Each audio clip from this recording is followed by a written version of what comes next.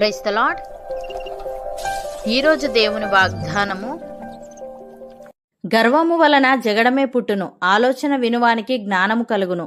సామెతల గ్రంథము 13వ అధ్యాయము 10వ వచనము. సహోదరి సహోదరులారా, ఈ వాక్యం సమాజంలో, కుటుంబంలో మరియు మన వ్యక్తిగత సంబంధాలలో సమాధానంగా ఉండడానికి కావలసిన ఒక అద్భుతమైన సత్యాన్ని నేర్పిస్తుంది. అలాగే ఈ వాక్యం మన చుట్టూ ఉండే సమస్యలకు, గొడవలకు గల మూల కారణాన్ని ఎత్తి చూపుతూ ఆ గొడవల నుండి తప్పించుకొని జ్ఞానవంతులుగా మారడానికి ఒక చక్కని మార్గాన్ని చూపుతుంది. ఈ వాక్యాన్ని లోతుగా అర్థం చేసుకోవడానికి దీన్ని 2 ప్రధాన భాగాలుగా చూడవచ్చు. మొదటిగా, గర్వము వలన జగడమే పుట్టును అని ఉంది. లోకంలో వచ్చే చాలా గొడవలకు బాహ్య కారణాలు ఏవైనా కావచ్చు, కానీ అంతరంగంలో ఉండే అసలు కారణం గర్వము.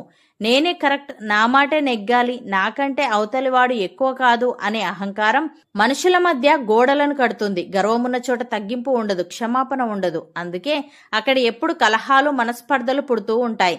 గర్వం మనల్ని ఇతరులకు మాత్రమే కాదు, దేవునికి కూడా దూరం చేస్తుంది. ఎందుకంటే దేవుడు గర్విష్ఠులను ఎదిరించి దీనులకు కృప అనుగ్రహిస్తాడు. ఉదాహరణకు, మానవ జాతి అంతా ఒకే చోట చేరి ఆకాశాన్ని తాకే గోపురాన్ని కట్టుకొని మనకంటూ ఒక పేరు సంపాదించుకుందాం అని తీర్మానించుకున్నారు. ఇక్కడ దేవుణ్ణి మహిమపరచడం కంటే తమ సొంత సామర్థ్యాన్ని, గర్వాన్ని చాటుకోవడమే వారి ఉద్దేశం. వారి గర్వాన్ని చూసి దేవుడు వారి భాషలను తారుమారు చేశాడు. ఒకరి మాట ఒకరికి అర్థం కాక వారి మధ్య గొడవలు, గందరగోళం మొదలై భూమి అంతటా విడిపోయారు. గర్వం ఐక్యతను పాడు చేసి దూరాన్ని పెంచుతుందని చెప్పడానికి ఇది మొదటి ఉదాహరణ. అలాగే ఇజ్రాయేలీయుల మొదటి రాజైన సౌలుకు ప్రారంభంలో తగ్గింపు ఉన్నా అధికారం వచ్చాక గర్వం పెరిగింది.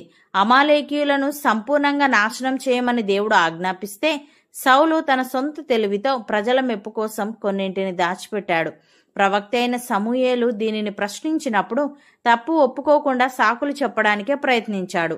పరిణామం, దేవుని మాటకు లోబడకుండా తన సొంత నిర్ణయమే కరెక్ట్ అనుకున్న సౌలును దేవుడు రాజుగా ఉండకుండా తిరస్కరించాడు. చివరికి అతని జీవితం తీవ్రమైన మనశ్శాంతి లేకపోవడంతో కలహాలతో ముగిసింది. ప్రియులారా, చరిత్రలో బాబేలు గోపురం కట్టిన ప్రజలైనా, ఇజ్రాయేలీల మొదటి రాజు సౌలు అయినా తమ స్వంత సామర్థ్యాన్ని చూసుకొని గర్వపడినప్పుడు పతనమైపోయారు. గర్వం అనేది మనిషిని కేవలం తోటి మనుషులకే కాదు, సృష్టికర్త అయిన దేవునికి కూడా పూర్తిగా దూరం చేస్తుంది.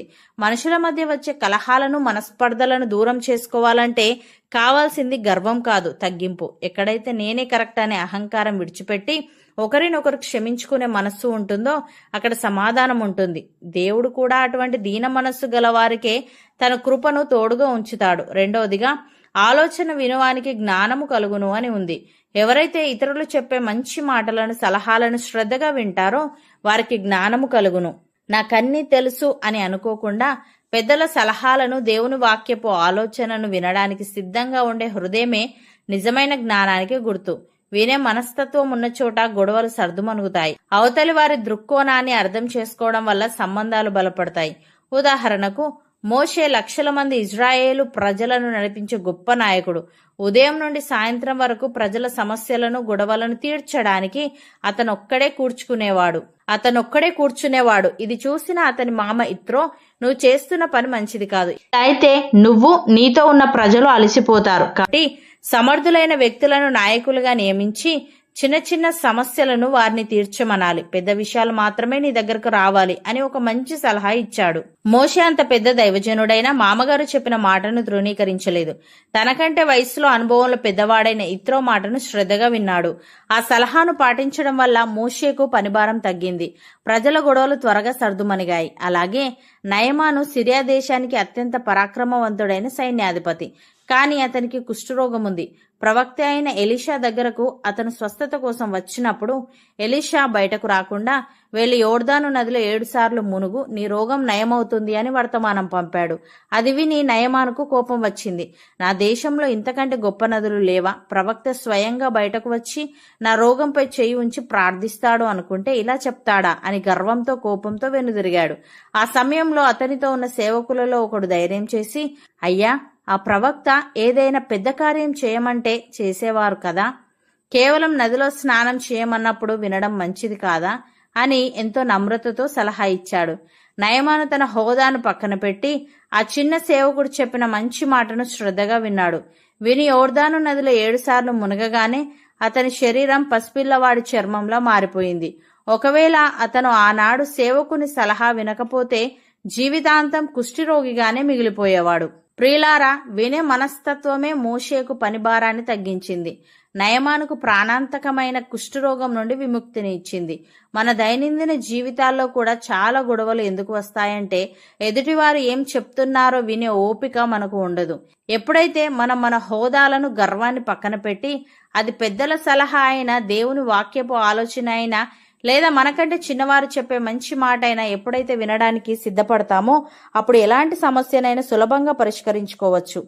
అవతలి వారి దృక్కోణాన్ని అర్థం చేసుకోవడం వల్ల బంధాలు మరింత బలపడతాయి. సహోదరి సహోదరులారా, లౌకిక ప్రపంచంలో మీ పనుల విషయంలో కానీ లేదా ఇతరులతో సంభాషించేటప్పుడు కానీ గర్వం లేని వినే స్వభావం మనకు ఎంతో మేలు చేస్తుంది. ఎవరైనా సలహా ఇచ్చినప్పుడు లేదా విమర్శించినప్పుడు గర్వపడకుండా ఒక జ్ఞానిలా వారి ఆలోచనను వినడం వల్ల మన నైపుణ్యాలు మరింత మెరుగవుతాయి.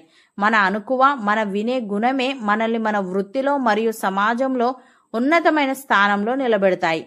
దేవుడు మీ హృదయానికి ఎల్లప్పుడూ ఇటువంటి నమ్రతను, జ్ఞానాన్ని అనుగ్రహించునుగాక. దేవుడు మీ హృదయం నుండి సమస్త గర్వమును, అహంకారమును దూరము చేయునుగాక. మీ ప్రవర్తన ద్వారా మీ ఇల్లు, మీ వృత్తి సమాధానముతోనూ ఆశీర్వాదముతోనూ నింపబడునుగాక. అవును అన్నవారు నాతో పాటు ప్రార్థనలో ఏకీభవించండి. పరిశుద్ధుడా, ప్రేమగల తండ్రి, గర్వము వలన జగడమే పుట్టునని, ఆలోచన వినువానికి జ్ఞానము కలుగునని, లౌకిక ప్రపంచంలో మా పనుల విషయంలో గాని లేదా ఇతరులతో సంభాషించేటప్పుడు గాని గర్వం లేని వినే స్వభావము మేము కలిగి ఉండాలని సెలవిచ్చావు. తని నీకు స్తుతులు.